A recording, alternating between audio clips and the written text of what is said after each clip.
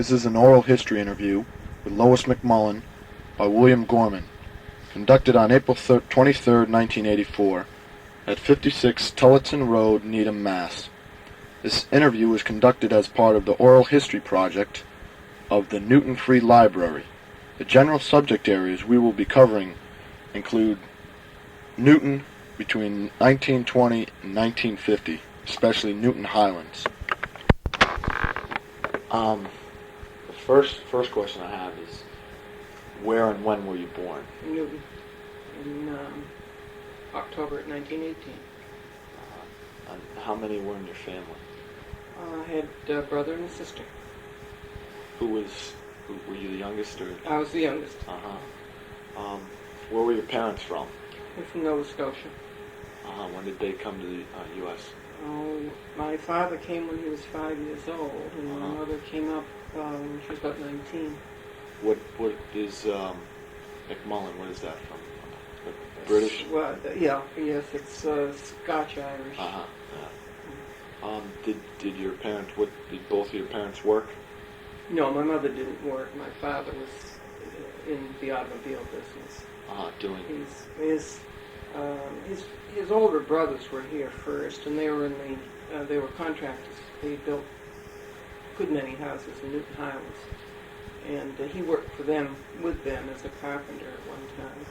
And then he went into business for himself. He repaired automobiles for years and years. How long was he a carpenter? Oh, yeah. I don't really know. That was when he was very young. He was from a large family, and his brothers were older. And, so They had come here also? They had come here, yes. He came up when his older brothers were here before he came up with his parents. That would be about the turn of the century, I guess, that he came up. I don't really know, because he was from 1894, 95.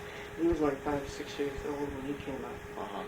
And but my mother came up after she had finished school. She came up when she was 19 or so.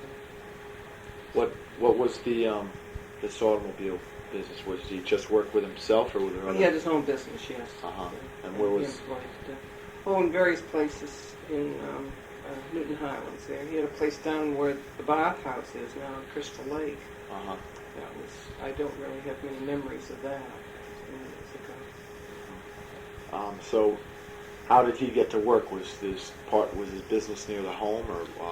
No, it was in Newton Highlands, and we lived in Newton Highlands. So he had a car. We always had a car, as far as I can remember. We were the fortunate ones. The cars weren't new, but we always had cars. And this was what made us a little bit different, I guess, from a lot of the youngsters who grew up with us. We were able to go away for a trip in the summertime. Was there any special place you guys? Well, we used to have a place at a lake up in Tingsboro for quite a number of years. But when I was very small, my father built a car, and he and my mother took off and drove up to Nova Scotia. And it was the original sports car, bucket seats. And an extra gas tank across, right in back of the two seats. An extra gas, because there were no gas stations in those days. And they took off, and he had one of these big horns, with a rubber bulb on it. Wow. They were quite adventuresome back in those days. So he worked for himself. Mm. And what people would he hire? Oh, he had several mechanics, young men, who were interested, because this was so long ago that it was when automobiles were really just coming into their own. And so young men were going into that kind of thing, I suppose, as they are going into all kinds of technology now. So. Were they, do you know if they were from Newton, or did they come from Boston? No, most of them were from Newton. Most of them were from Newton, as far as I remember. Were they of any particular ethnic group? Well, I know he had one fellow who lived in the Highlands. His name was Joe Piccone. And then there was another fellow whose name was Eddie Murphy. And there was another chap name I remember from my background was Thibault, which is French. He had a League of Nations, I guess, working. Yeah. I don't know. Elmer Thibault, I guess it was. But these are all just in the back of my mind. What would his average day be work-wise? How many hours would that? Any idea? I don't know. It seemed to me that looking back on it, it was probably 20 hours a day. Yeah. Saturday and Sunday and all the other days Wow. too. Oh yeah, people used to come, and he was apparently the kind of man that people trusted and would feel that he would be honest with them. Because, but they used to come and they'd call him up all the time because back in those days, there wasn't a gas station on every corner. Right. So it was not an easy living, I'm sure, but he enjoyed it. It's the main thing. Do you know if there was any major industry or company in Newton Highlands itself that people would work for, or did they usually go into Boston? Well, I think it was mostly a bedroom community, as far as I know. I don't think you may have heard, or I'm sure other people have mentioned it. There was quite a movie-making project going on. I heard something. I think I have that down here. Yeah. Atlas, something moving. Could be. Something. It was no. I don't know, but I do know that they made movies up somewhere off Woodard Street. But I think that was before my time. And I really don't remember about it except that it was there. So you lived in the Newton Highlands for what? Forever. Yeah. 63 years. Wow. Yeah. I was born in Newton, so I stayed there. What type of education did you get? I went to junior college after high school. I went to junior college, and then I worked for various and sundry different kinds of businesses, and I worked in the New England office of a chain store company for a number of years. And then I lived in Pennsylvania for a short time, and then I went. When I came back, I went from one thing to another, and I finally wound up working at Brandeis University. So I worked over there for about 20 years. What junior college did you go to? Fisher Junior. And what high school in Newton did you attend? There's only one high school back when I went to what's now North High. That was before they tore down the three buildings and made one. So you went to Fisher, and then you got a job in the chainsaw? Chain store company. Okay, chain store. Chain store company. What was your job there? Well, I really was an office manager after I got my feet on the ground. And I was fortunate because I worked for a very fine man there. He was New England division manager. So he got me started off right in the business world. And so I worked with him for a number of years. So what year would that have been? Oh, that would have been, let's see, 39, 40, I guess 41 maybe. Around 1940. Were there a lot of other women working? Yes, there were other women, girls working in the office at the time. And we had, there were store managers. We had, I think it ran something like 130 stores, which we operated out of that office. And there were various meetings, and the superintendents would come in and that sort of thing. It's quite interesting, but that is, like most businesses, it was cyclical, When you're in retailing, well, where are we now? We're coming into summer now. Well, Christmas merchandise has long since been ordered for these stores. We ordered Christmas merchandise in the spring, so you're dealing with 3 or 4 different seasons at one time. Fall merchandise is probably coming into the stores now, and they're selling summer merchandise, and ordering Christmas merchandise, and fall merchandise is coming in, so it just goes on and on. And, so I found that interesting, but then, as I say, I came back. Where was that located? That was in Boston. Uh-huh. Well, I worked in Boston. And you lived in I Newton? lived in Newton. So how would you get into it? Did you have a car to take? No, it didn't. It wasn't worthwhile. I used the train or the bus. The B&W bus went right down Route 9, or Boylston Street, that is, right into Boston Park Square.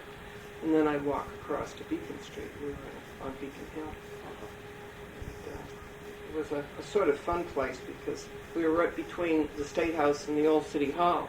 And so any time there was a parade or someone very important in the city of Boston, we could see them because we were right on Beacon Street, and Beacon was very narrow there, and they all came down in their fancy automobiles, from the State House to City Hall. So we had a bird's eye view of everything that went on.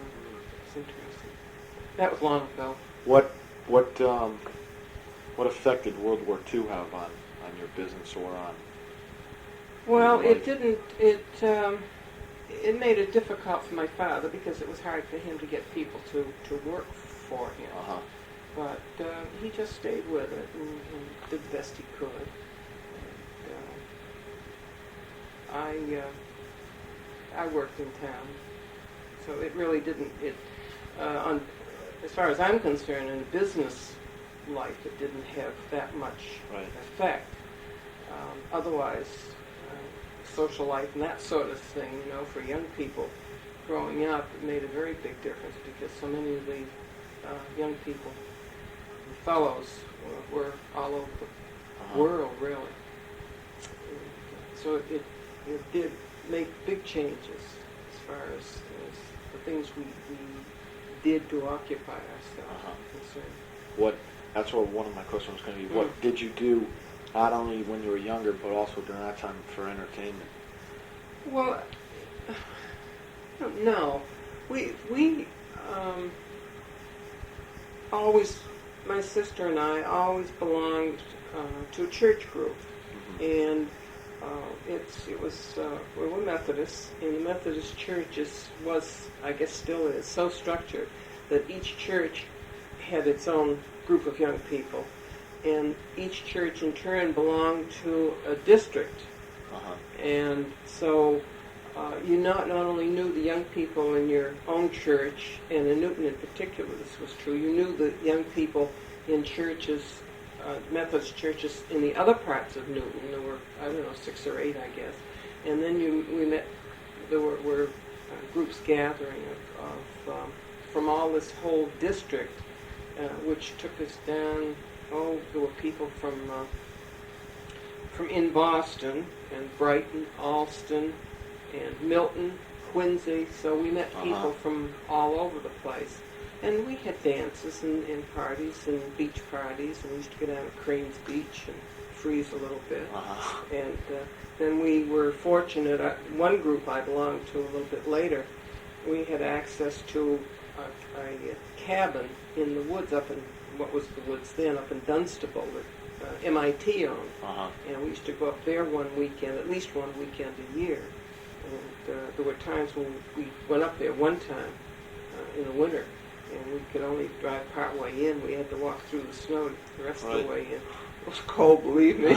Just there were 2 big space heaters, and but that didn't make the beds any warmer. And then we'd go up there, and generally speaking, we'd be up there maybe in late May, June. I guess that was the earliest time I was probably in swimming around here. Was one time up there, like the 30th of May weekend or something like that. Now this was cool. all through. Oh, this was many years ago. In high school.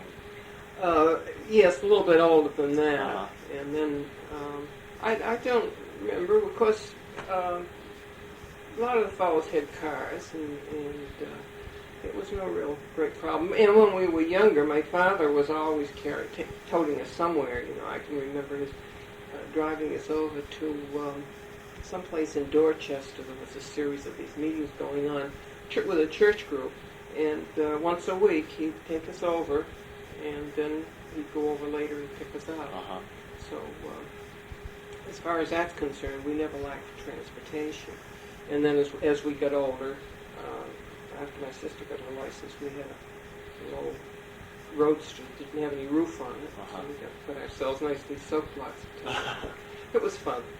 What was there? There was a Methodist church in Newton Highlands? Yes, there was. It's what is now, well, it's now condominiums, but it was, it's not too far from the library there on Hartford Street. And it was a church, and then it became Oddfellows Hall. And then I guess the Oddfellows sold it, and now it's, I think, a group of, it's been converted into 4 condominiums. Did you ever swim or skate on Crystal Lake? Oh, always. Yeah. Yes. I used to walk down there. During the summer, we'd go down and swim there. That was long before the bathhouse was in existence. There was some kind of I've forgotten exactly what it was. It was some kind of wooden shelter, just a 4-sided shelter with a door in it, where the boys could change.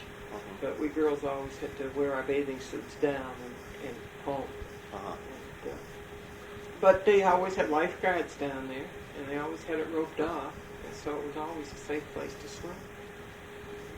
To skate too, but it was nice, of course, once they got the bathhouse built, because in the wintertime the bathhouse was open. You have the fire. I suppose they still do the same thing, so you didn't have to freeze to death. Right. That'd be nice. Yeah. What would you say is the relation between, when you were growing up, between someone from Newton Highlands and someone from another of the villages in Newton? I mean, did you get along, or was there? I don't think there was any real rivalry. Perhaps it was once the junior high schools opened, we were mixed up a little bit more, and we became more acquainted, which was perhaps a good thing, because up till that time, I guess the youngsters didn't know each other so well from one section to another, because they didn't have enough to, although we did, again, because of these different church groups, because we knew people from all the different sections, from Auburndale and Newtonville and Newton Corner, and Upper Falls had a Methodist church too. So in this way, we were on friendly terms with a lot of the youngsters from the other villages. Now, when you said you went to school, there was only the one school. Just the one high school, yeah. Oh, it was one high school. One high school. Okay, so before the high school, when they built the Weeks Junior High School, I was in, I went down there for the 8th grade. That was the first time we had a junior high school on the east side of the city. And I had my 8th and 9th grade in junior high school. So you wouldn't, before that though, you would have been just with people from Newton Highlands, and then when you went Probably. to high school, all around. And everyone went together, mixed together. What would you say is? Well, I can't figure out what all these different villages in Newton. What is so distinctive about each one? Well, I'm not sure that I know really, except that some of them are perhaps more residential. Now, Waban doesn't have anything that could be called industry, I guess. Newton Center has some. Upper Falls was mostly manufacturing. There's a lot of nice residential area in Upper Falls, but it was basically it was, I think, one of the original parts of Newton, and consequently it had factories and so on. Newton Highlands was, all of Newton, I guess, essentially was bedroom to Boston. People lived in Newton Highlands and worked in Boston. I don't think that until, I can't give you any dates, then things started to develop between Newton and Needham, and then a whole area came into being down there where there were all kinds of businesses, and some of them were manufacturing, as far as I remember, but some of them were like sales offices, distributors' offices, and that sort of thing. A big concrete pipe company opened up down there many, many years ago. It's still there. New England concrete pipe. Uh-huh. And then that whole area began to develop as a business area, manufacturing and that sort of thing. What do you say would be the thing that the people would revolve around, I guess, in each different village? Was it just this? Was it the school or this center? Or? I don't really know because I didn't live in any of the other areas. You know, I think, well, you see, in the Highlands, I guess it was probably always around the school because the school was right downtown in the middle of the little shopping area there. And people went down there to do their shopping, and as they do today, they go down and pick up the children. And so that and the church, of course, there were the three churches, in fact, right there in the Highlands too. So. What was the Highlands basically? 'Cause I know in class the other day they said that there wasn't a Catholic church. Not in the Highlands. No, there was one on Upper Falls and one in Newton Center. So the Highlands was basically what made up Protestants. Not necessarily. It's just that Catholic people in the Highlands, depending on where they were situated in the Highlands, went either to Upper Falls or to Newton Center. And I don't know, what choice they had or if they had a free choice. And then they opened there was a new Catholic. It was new. I don't know, many years ago, I guess, in Waban on Beacon Street. So those were the three that people who lived in the Highlands had access to. And, so I guess there was probably a majority of Protestants in the Highlands at that time. What, at least when you were growing up, or even, what was the main ethnic groups in the Highlands? And did that change over the years, or was it one particular dominant ethnic group? I suppose it changed, probably has changed, but I don't think that there was, unless you can say white Anglo-Saxon Protestant probably was the main group when I was growing up there. But then we also had a wide variety of other nationalities and so on. But they were scattered over over the whole population of the Highlands. And then now, of course, there's a great many. As everyone knows, there was a large influx of Jewish people. Yeah. And so I don't know what the proportion is now. But it's one of those things, times change and people get along, that's all. So basically it was just the WASP. And then, do you remember any immigrant groups moving in at all? Not groups, but I remember when I going to school, and occasionally I remember particularly a couple of times we had Italian children come into the class. And I suppose the reason I remember is because one girl was older than whatever class I was in. She was older than most of the children, and of course she didn't speak English. Right. And it was a very great handicap, and I'm sure it took her a while to become a part of the class, if she ever did. I don't remember. Do you remember at all how, I guess she would have been maybe 11, how the Depression affected your family, or how it affected you in the town itself at all? Well, we've discussed this very, very frequently at home, and I don't know. It did affect us, I'm sure, but I think that it simply meant that my parents made more sacrifices, and we didn't realize that we were doing without, and that we were never wealthy. But my father the family was never on welfare. Right. He managed to continue in business. At that time, that time, would he have been in the automobile, or would it have been He was in his own business. He had his own business. So did he, with that job, did he basically give up carpentry work after he started his own business? Or? Oh, yes, yeah. Well, that was, you see, he was the younger brother of the family, and that's why he did that. Why he started as a carpenter. But motors and engines and that sort of thing were the love of his life. So how did he learn that, you know? he mostly self-taught. Mostly self-taught. And, of course, he grew up with it, you see, because automobiles were relatively new, and that plus he learned from experience. When we were talking about the World War II and its effect, did you notice any rationing? I mean, was that a problem with? Oh, there was rationing, but I don't think it was a great problem. I was working, and I don't remember, but it seems to me that perhaps I was.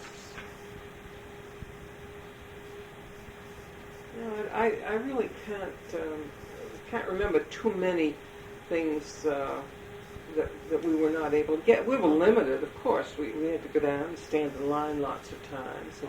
But my father was, everyone in town knew him, so if there was anything available, people would let him know that this was going to be a bit butter or sugar or something. And, never without the ration stamps or coupons or whatever, but just the same, we didn't really suffer. We did without as much as everybody else did. Yeah, so it was just something you were aware of, but you accepted. Right. Yeah, you get along, and one thing I do remember is that was the beginning of the use of margarine. Yeah. And I'm sure everybody remembers My that. mother mentioned that. Yeah, when it used to come in a great white lump, you know, Yeah. and it had a little packet inside, a little plastic thing, or a bulb of some kind that you broke, and then you had to knead it to make it yellow. And it tasted pretty awful too. They've improved it a lot since then. So you started at that chain store at what? 41. 1940, I guess it was. And you worked with them until how long? Oh, I really can't tell you. I worked for them, I guess, 8 years or so, and then I lived in Pennsylvania for a short time, and then when I came back here, I worked for different companies. I was looking for something that I really liked, and so I worked in various capacities. And then I finally went to work for Ed Brandeis. What? I stayed there. What year was that? Let's see, I went to Brandeis in 1960. And what was your job at Brandeis? Well, I worked in the chemistry department, and at that time Brandeis was growing like crazy. It was new and relatively new, and every time we turned around there was a new building. And originally all the sciences departments were all in one under School of Science, and then just about the time I went to Brandeis, they broke up each department became a separate entity, and there was biology and math, physics, biochemistry, chemistry, and so on. And then they began to build their office structure. So I worked with the department chairman in the chemistry department there. And at that time, there was something like eight faculty members in the department, and 10 graduate students. And the chairman and I did most everything. We reviewed all the applications for graduate school and had a great deal to say in the selections of graduate students. And we supervised all the exams, that is, the graduate exams and so on. And then as the department grew, of course, we added secretaries, and the whole organization grew, and the staff grew. And so I think they wound up with by the time I left, there were something like 22 faculty members, 23 faculty members, and I don't know, something like 60 or 70 graduate students. So I Started out small and right. It just grew. We had let's see. When I first went to Brandeis, we had one floor. Well, I guess we had part of another floor in one building, and we finished up with basically what amounts to 2 full buildings, 3 or 4 floors. So they grew very fast, and eventually they stopped building buildings over there. Did some expansion and hired more people. So, what would your title have been, or what was your title? well, I was academic administrative assistant. It's titles are hard to pinpoint. People always want to know what I did, but it's almost impossible to say because I did what was necessary to keep. You see, of course, you may or may not know. A lot of records have to be kept within the department, and mainly, well, even with the undergraduates, you have to have departmental records on undergraduates. But with the graduate students, it's very important that you keep departmental records because that's where all the nitty-gritty is as each student goes along. And, someone has to be responsible to see that all these things are followed up. The students are aware of what the requirements are, and that you don't get some graduate student to the point of defending his thesis, and then you suddenly discover that he hasn't done his language exam or something like that, because that's a disaster. Those things do happen too, unless you have someone who knows the things that are required. That plus the fact that you also have to have some continuity in the changes, because as the department grew, same as the university itself grew, the rules and regulations changed. Same thing is true at DC, I'm sure. And so you have to know not why they're doing something now, but why the change was made, because in the future someone's going to want to go back to the old system, and then someone has to remember and know why the change was made in the first place. Unless the faculty made these decisions, but there has to be a structure within the department to keep track of all these things. So those were my responsibilities, to work with the chairman, and the chairmanship rotated. I worked over the years with 1, 2, 3, 4, I think either 6 or 8 faculty members, when each one was chairman in turn. When did you, was it last year you worked there? In 1983. 23 years? Yeah. What were some of the various jobs you had before, from the chain store to Brandeis? Oh, well, when I was in Pennsylvania, I worked for a company that made prefab metal buildings. And I worked with the general manager down there. And then when I came back here, I worked very briefly for a company which sold these franchises for laundromats. And I didn't care for that because they were up to sell a franchise, whether a salesman would come to you and sell you a bill of goods. You might, as I know one case, one young fellow who thought this laundromat was such a great idea, and he got his mother to take a mortgage on her house in order for him to have the money to go into the business. And they made all kinds of promises I felt that they couldn't keep. They said that you'd have an exclusive. No one else would go into the town where you're going to put this laundromat. Well, it's true. That company wouldn't put anybody else in there, but you might have 2 other laundromats across the way, you say. They didn't give people much chance. I think it's still going on. Still going? I thought it stopped on me. Yeah. And so I worked with them a short time, but I just didn't care for that kind Would of thing. this be in the 50s? Must have been, yes. Then, let's see, I worked for Who did I work for? I worked for Wilson Sporting Goods for a while. I worked with the man who was credit manager. I was his assistant. And then, one year I worked, just before I went to Brandeis, worked on the census, on the federal census. That was a lot of fun. And, that was very interesting work, and calling on people and trying to get them to give us the information we needed, but and also at the same time making them understand that there were simply facts and figures. When I go into a house to ask all this information, I didn't want it for my own information, and would never use it, because once it gets turned in, it becomes just so much data, or so many data, I guess is correct. And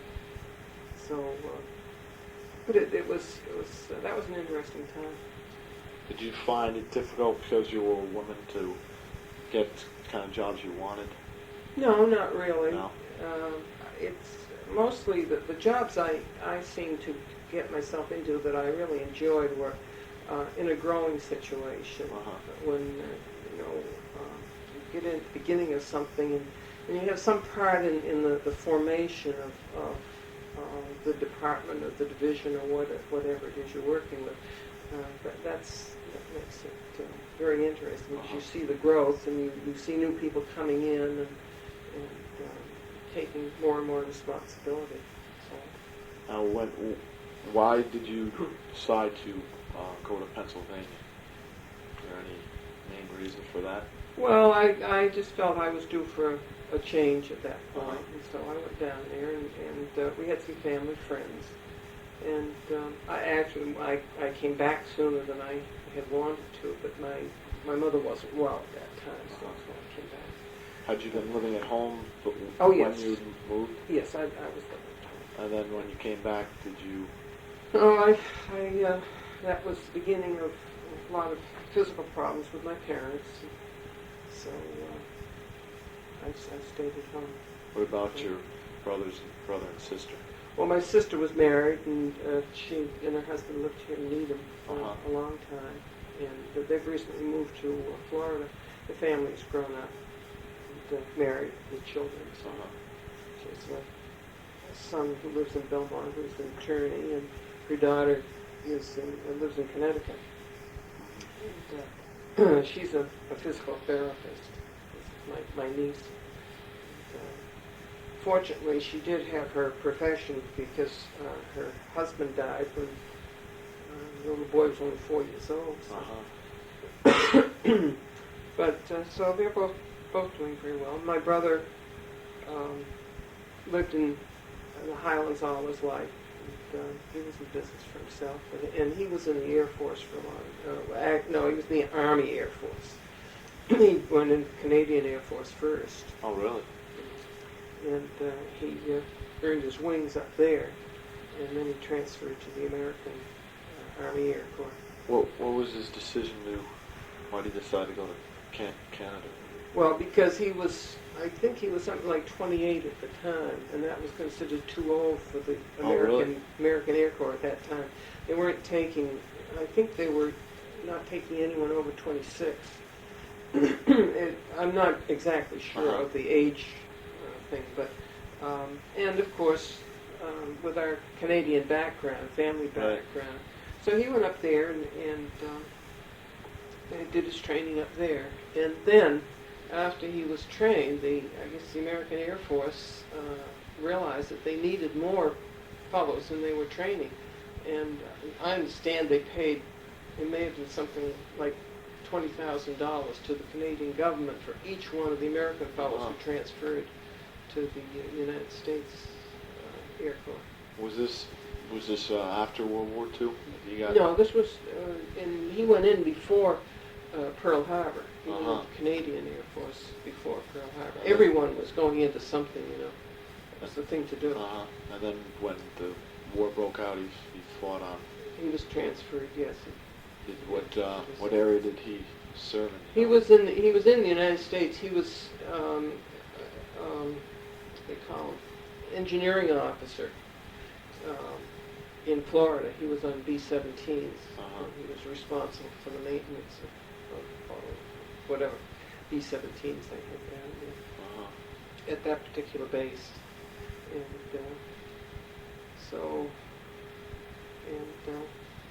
so then when he came out, he came back to the Highlands and was in business. He had a gas station and a towing business Uh-huh. in Newton Highlands. Most people from Newton Highlands know the name. So, Now, did you stay in your parents' house for until you moved here? Or were- yes, yeah. Until they died. They were both were. Well, there were times over the years when we had them both in the same hospital at the same time. We Uh-huh. had them in two different hospitals at the same time. So then my dad had a stroke and he died, and then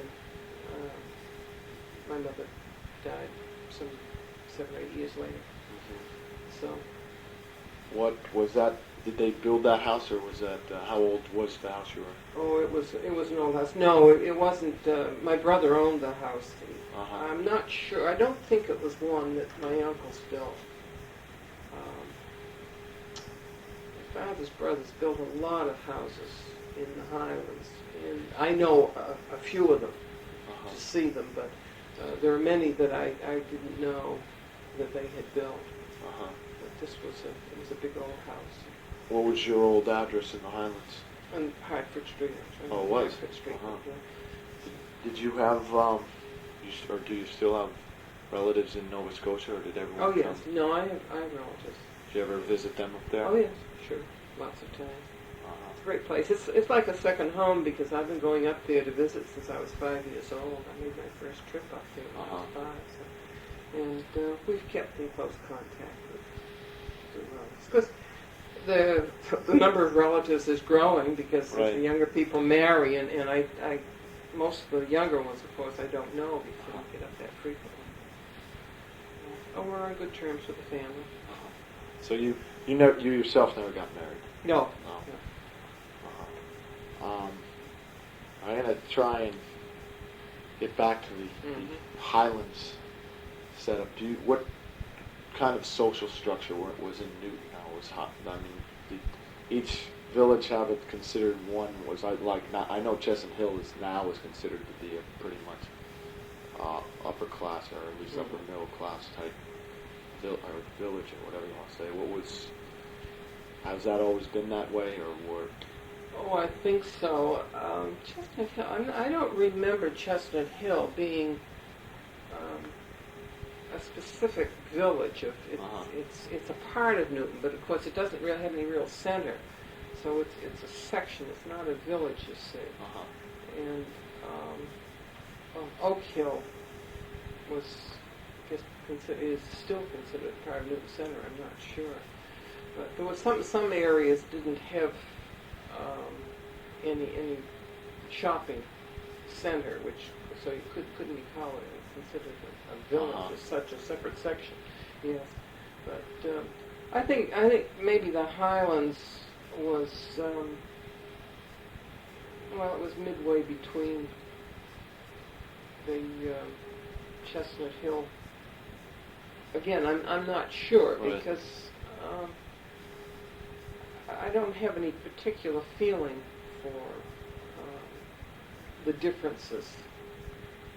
So you basically were you work in Boston and then come back to the Highlands. So it basically was that the Highlands to Boston region really didn't go much around Newton itself. No, well, we knew when we were going to high school, of course, Right. we got around Newton because we started going with fellows and girls from the other sections of Newton,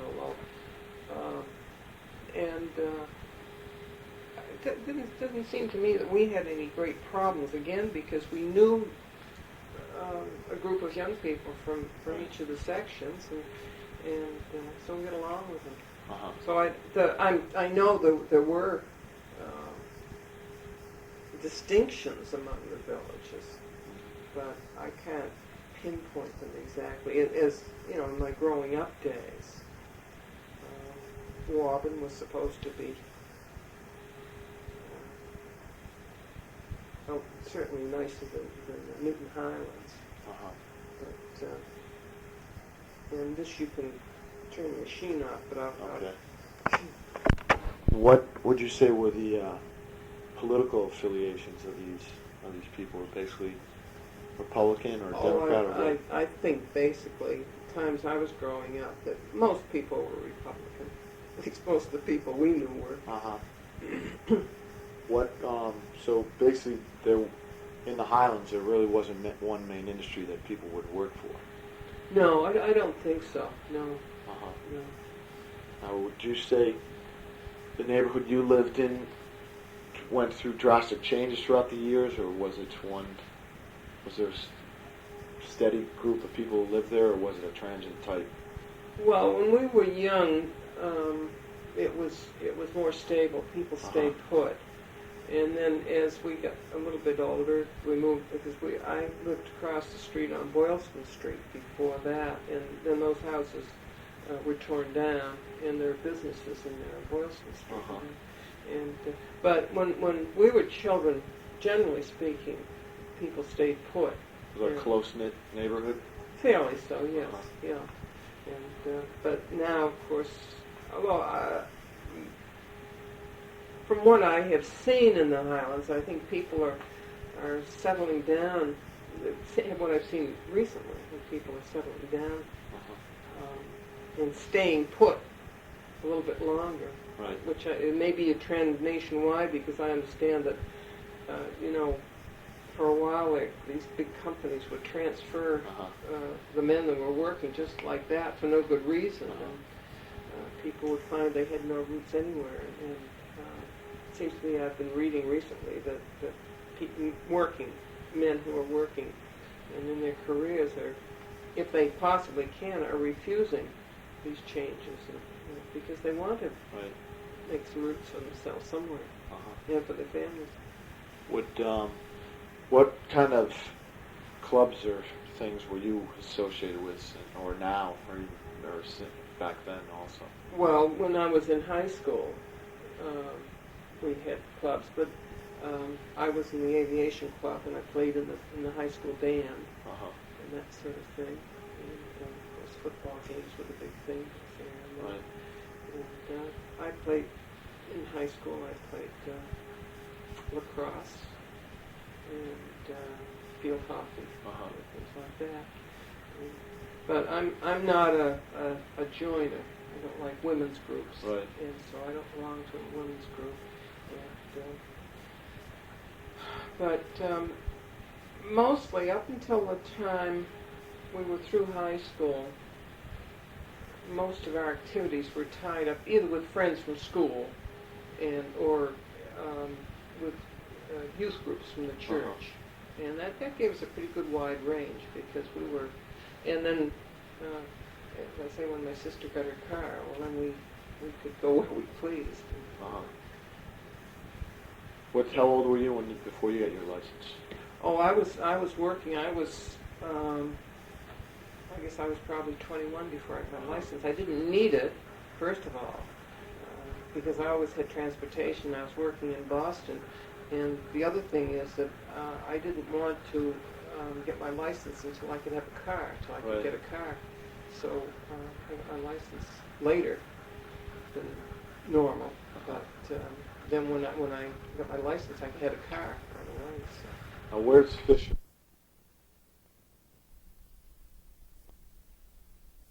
Can you recall any local or national events between 1920 and 1950 that might have greatly affected local business or working conditions there? It affected local business.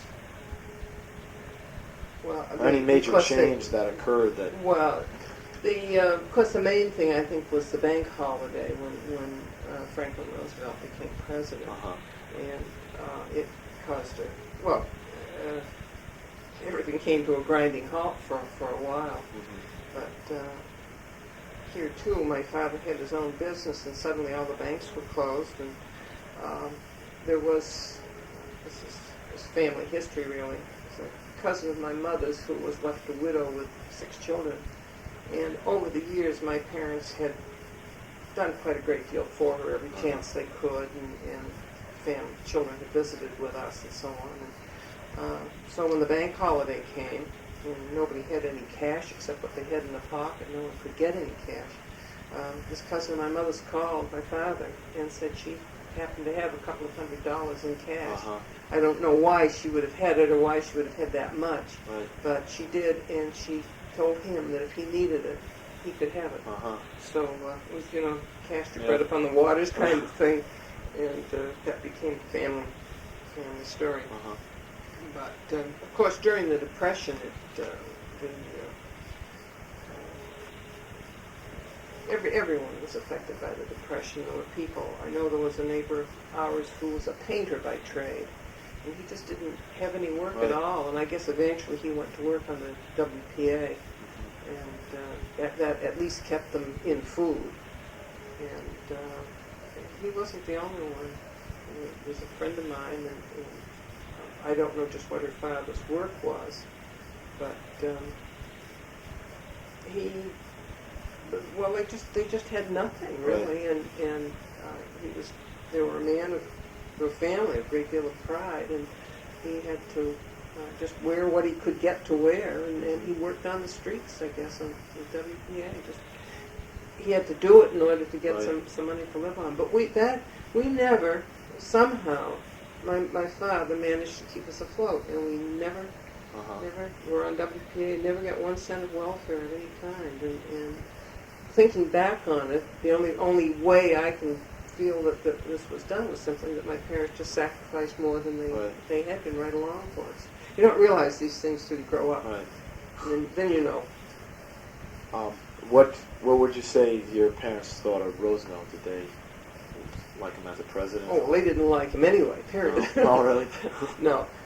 They didn't care much for his attitude, and of course they couldn't imagine what was going to happen because he had all these big plans. And then when the bank holiday came along, they thought they were headed for total disaster.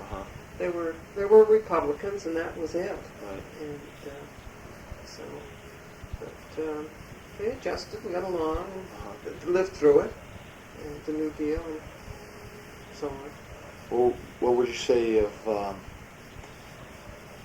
could you see any major changes between the Highlands before World War II and then when all the men came back?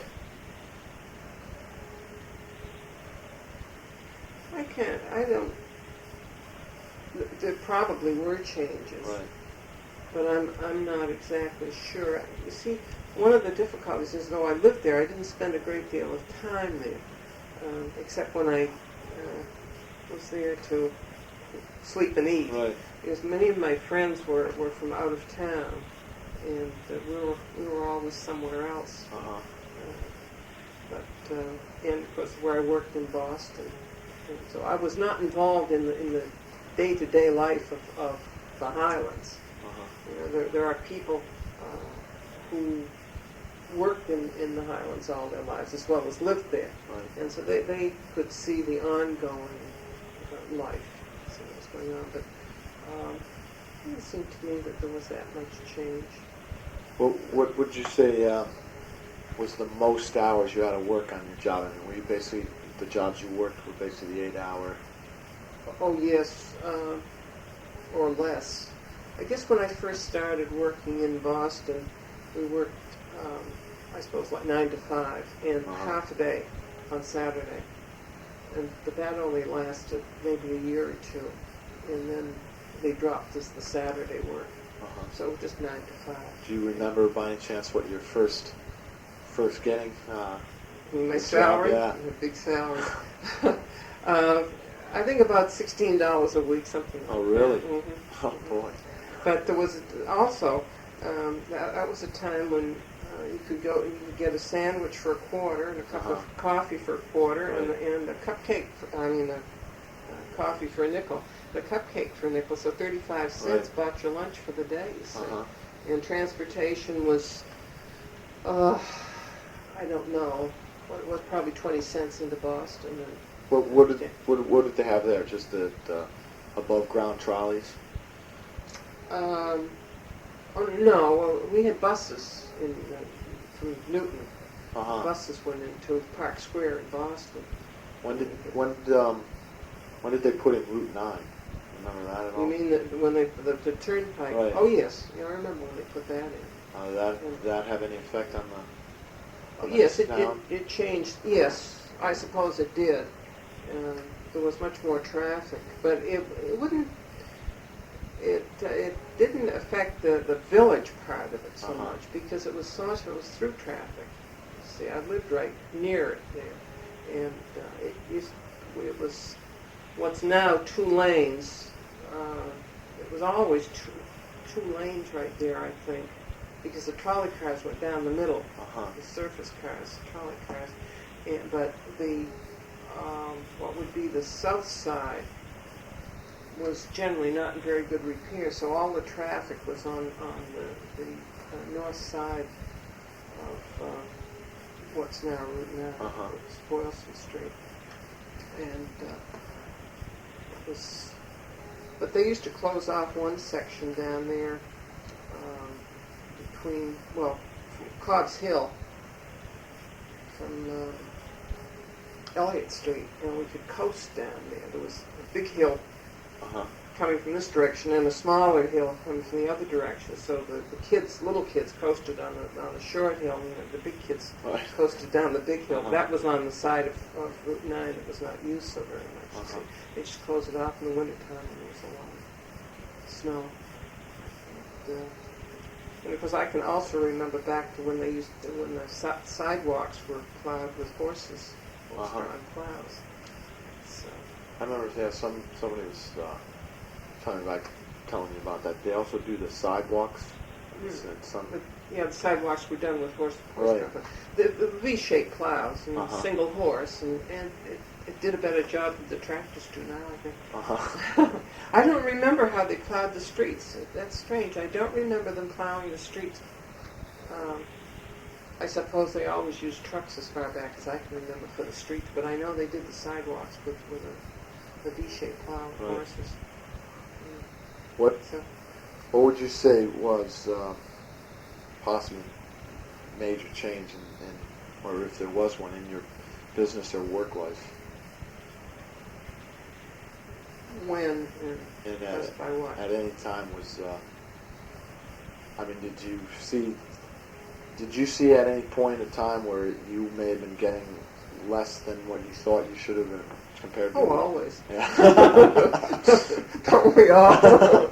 So, no, well, I think, when I reached the point where I had had enough, I moved on to something else and tried something else, went in a different field. And I think that perhaps I went into working at the university, nonprofit organization,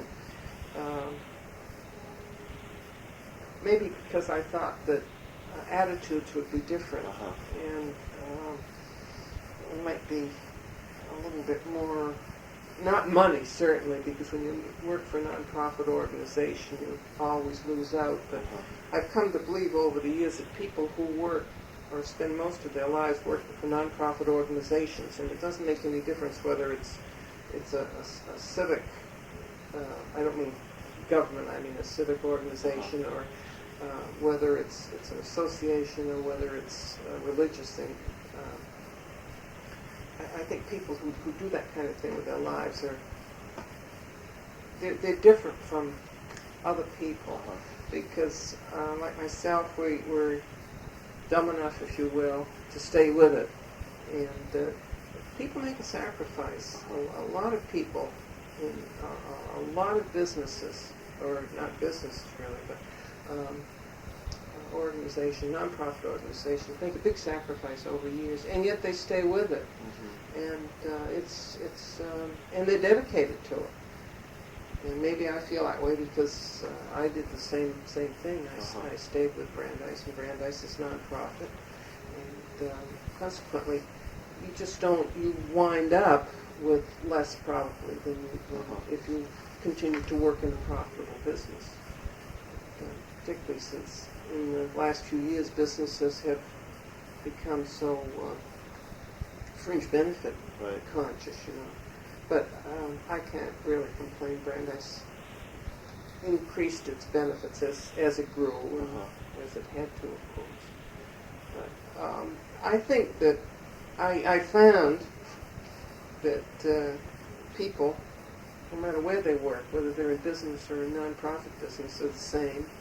You get the same kind of problems and people not getting along, or people getting along, and you get the same selfishness, and you get the same backbiting, and people are the same no matter where or what.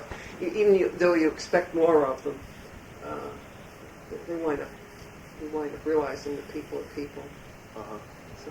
But you said you never had any trouble trying to find a job, and they would say, "Well, you're a woman. We don't want you to. We don't think you can handle this or that." No, I was never told that directly. Probably because I never looked for a job that was traditionally a man's. And then when I might have done that, I was at Brandeis and had sort of settled into that. And so I never. But I think that undoubtedly over the years.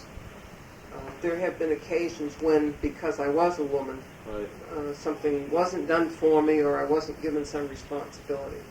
But I never had a battle over it. What did you study at Fisher Junior? Secretarial sciences. So business and that was so right after that lasted 2 years, and then.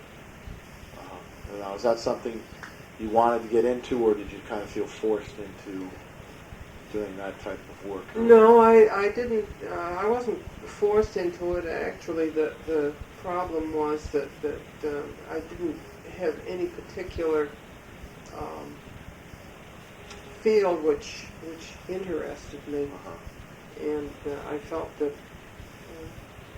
if you train, and people now are finding, even though they have bachelor's degrees, and lots of times they have master's degrees, they're having to go and learn the fundamentals of secretarial work in order to get a job and to get started. It's a plus in every case.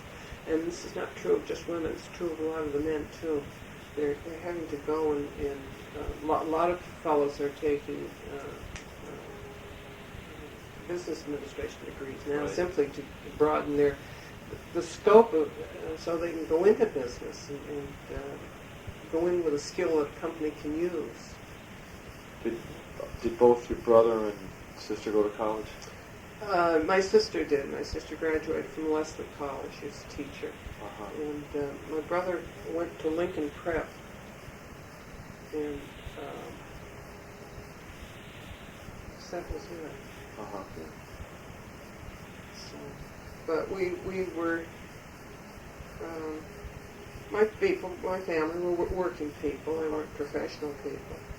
And, but, as the generations go along, each generation has stepped up further and further. So, you said your father moved about when he was age 5 from Nova Scotia like to. That, Now, did he go to school in Newton? Yes, I think he went to the high school. And then that's when he didn't go on to college. No. He got involved with the carpentry work. Right. And your mother came in when she was 19. Mm-hmm. So did she go to school up in Nova Scotia? Yeah, she went to school up there. Did those two families know each other, or how did they meet? No. Well, let's see now if I can get it straight. My mother's cousin, a cousin of my mother's, was married to my father's brother. So when my mother first came to Boston, she came out to visit her cousin in Newton one day, and her cousin's brother-in-law came in. Right. That was my father.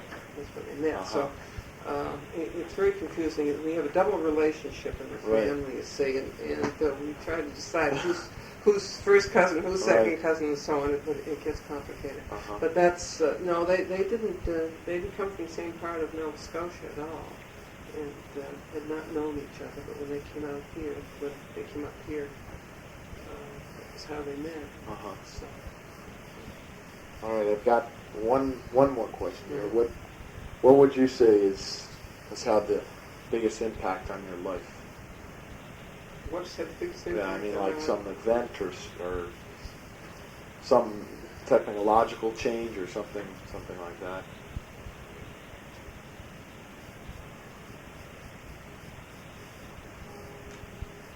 Well, from my own personal point of view, I don't know what's had a tremendous impact on my life, but all this progress that has been made I mean, for my own pleasure in life, this progress has been made in aviation and space and so on.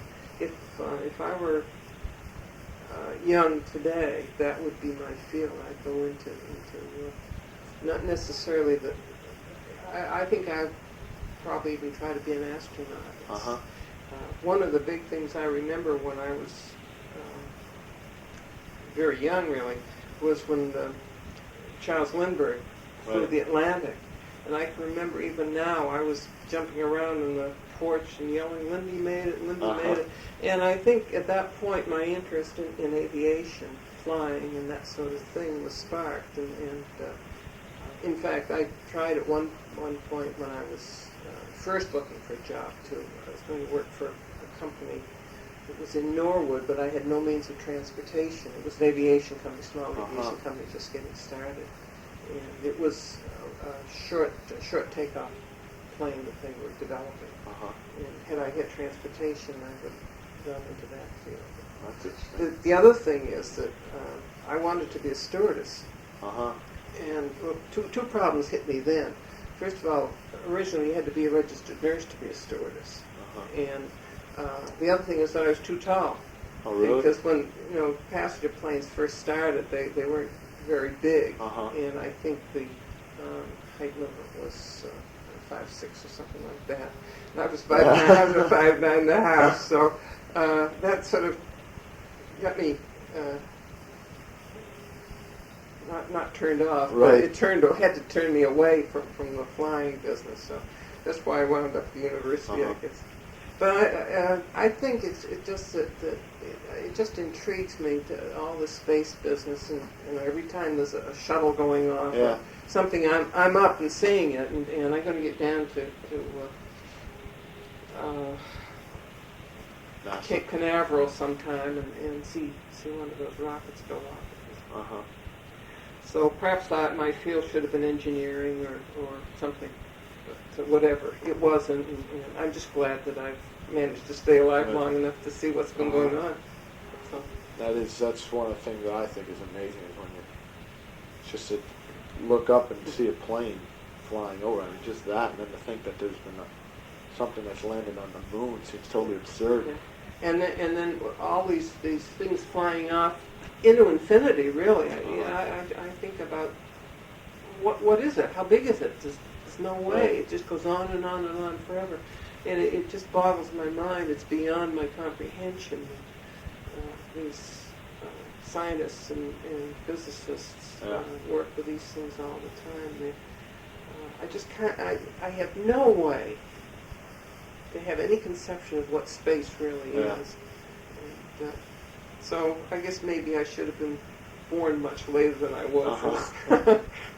What I've got another question I was thinking. What would your I remember some person in class said one of the things their family, one guy who interviewed this woman said what their family would do sometimes is for the whole family outing would be to go on the trolley, let's say, and ride out on like a Sunday or something. Was that something that a family outing would consist of with you or? Well, there were two things. My mother had some cousins up here who were a little bit older than she was, and they lived in Malden.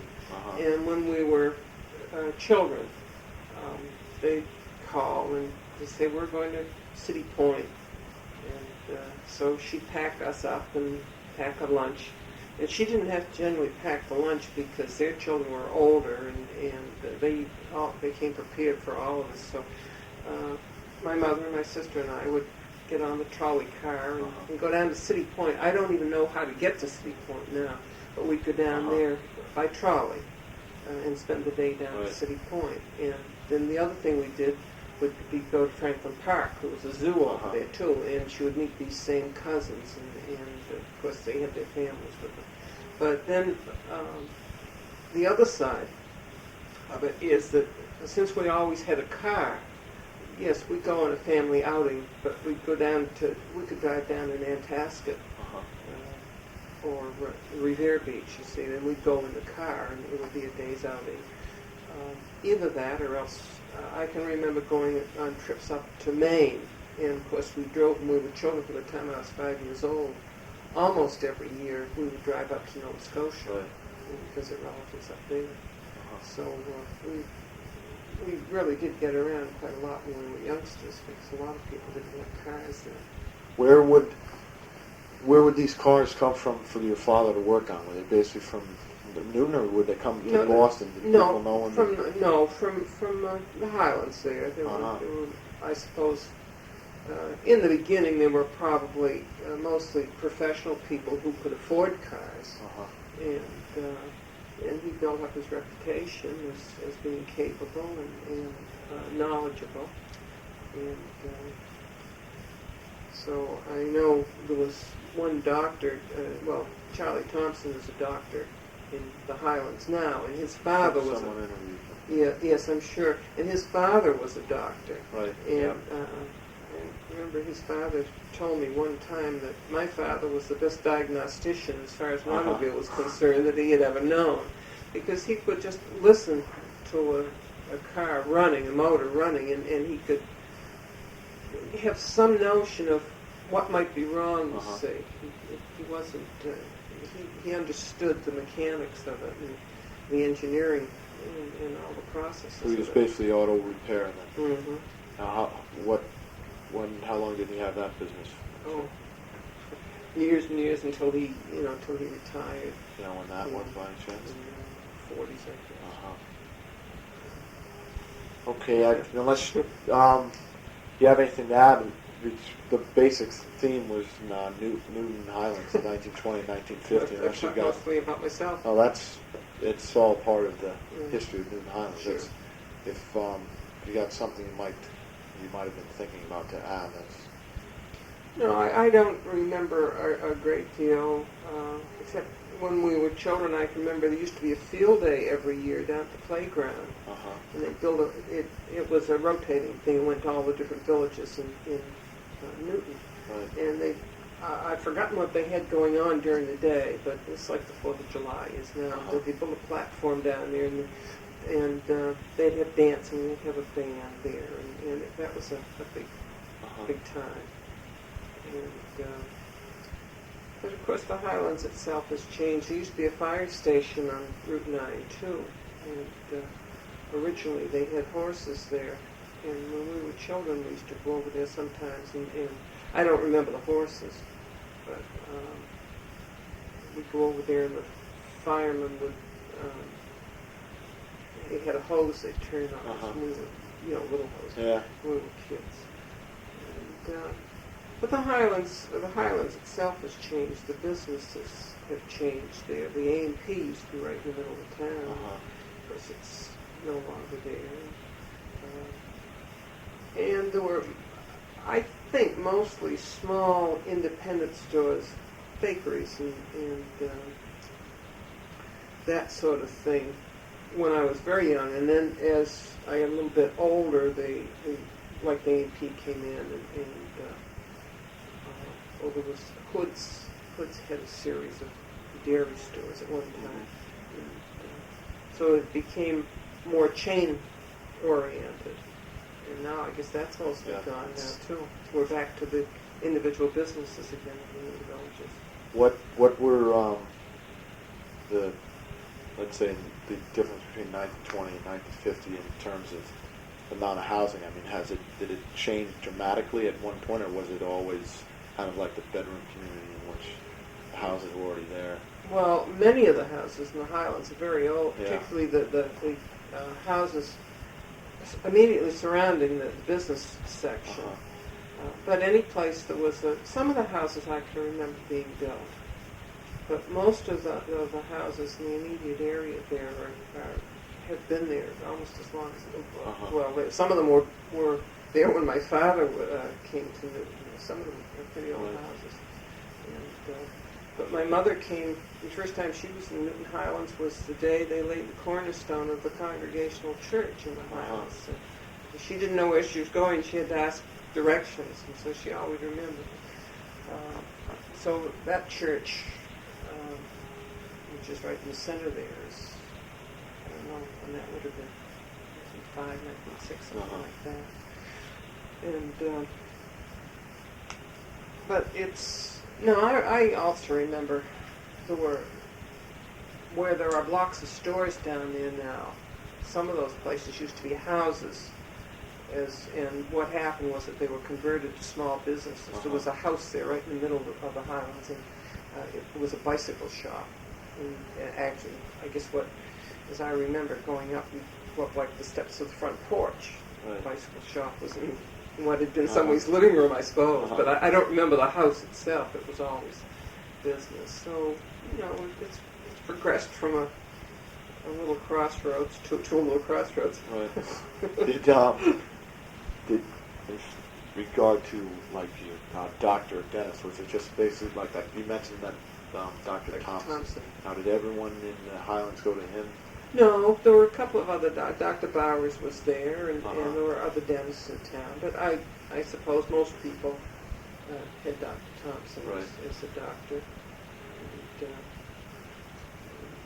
And his brother was a dentist, and his brother's son was a dentist. Right. Yeah. So That's, it's they a family. interviewed both Dr. Thompson and his sister. Oh yes, I Alice. guess, Yeah. who lives there. Yeah. Did your family usually did you go into Boston much as a family, or did they just stick around the Highlands or go, visit, take long road trips? Oh, well, we took trips, but we also used to go into Boston. And one thing we used to do was we'd go into the market, like where Uh-huh. Quincy Market is now. It was Blackstone Street, and that's when they had all these wagons and the horses. Uh-huh. They backed them up, and we'd go in there, and then my parents would buy the fruit and vegetables and so on, and the meat. There were all kinds of meat places in there, and I don't know whether it may have been Saturday evening we'd go in there. One evening, maybe every other week, maybe it was every week, I don't really remember. We'd go in there and they'd buy the meat and buy Uh-huh. the vegetables and fruit and so on. But and my mother always did a lot of canning, and I can remember going out to Concord, where again we had relatives, and buying bushel of peaches and a whole crate of strawberries, which my mother would preserve. So the times have changed. And they haven't changed so much. We're back to the place. People go and pick their own berries now, or peaches. They'll pick a bushel of peaches or apples and so on. So I guess there's nothing new. Well, what about sporting events? Did you go to any of those, like Fenway Park or at all that? Oh yes, Yeah. Braves Field when the Boston Braves Right. were in town, sure. And we used to go to the hockey games. There were not only the Bruins, they had the Boston Olympics too. Uh-huh. It was like a semi-pro Right. league, and we used to go in there. Sometimes we used to root for the Canadian teams too. Yeah. It's the end of the interview between Lois McMullin and Bill Gorman of Boston College.